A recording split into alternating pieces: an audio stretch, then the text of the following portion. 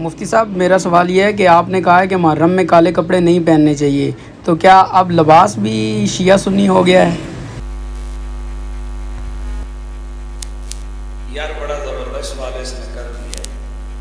اچھا ایک سوال ہے، اگر لباس شیعہ سنی نہیں ہے، ویسے تو لباس شیعہ سنی نہیں ہے، بولو لباس شیعہ سنی نہیں ہے، لیکن جب کوئی لباس بطور شعار استعمال ہو تو وہ اس قوم کا شعار ہوتا ہے۔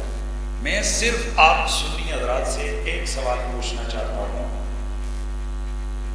ہمیں تو کہا جاتا ہے کہ جی کالے کپڑے محرم میں کیوں منع کرتے ہیں؟ کبھی یہ سوال شیعہ حضرات سے بھی کیا ہے کہ جب لباس شیعہ سنی نہیں ہے تو آپ محرم کے دنوں میں سفید کپڑے کیوں نہیں پہنتے؟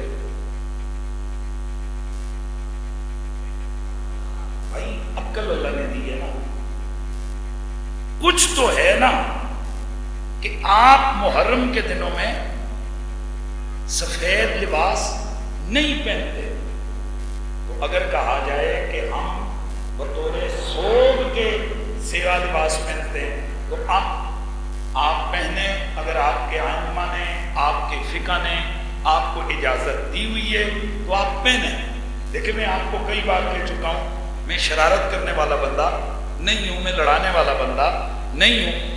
بھئی شیعہ حضرات کے یہاں خرگوش کھانا منع ہے، حرام ہے، وہ نہیں کھاتے، ہم کھاتے ہیں۔ کبھی ہم نے لڑائی کی ہے کہ کیوں نہیں کھاتے؟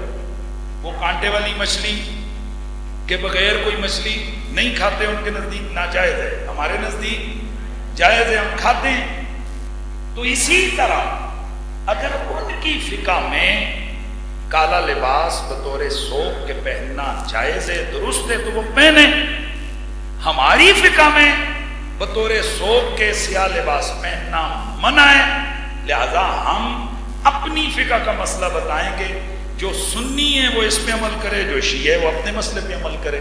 ہم لڑائی یا جھگڑا تو نہیں بنا رہے۔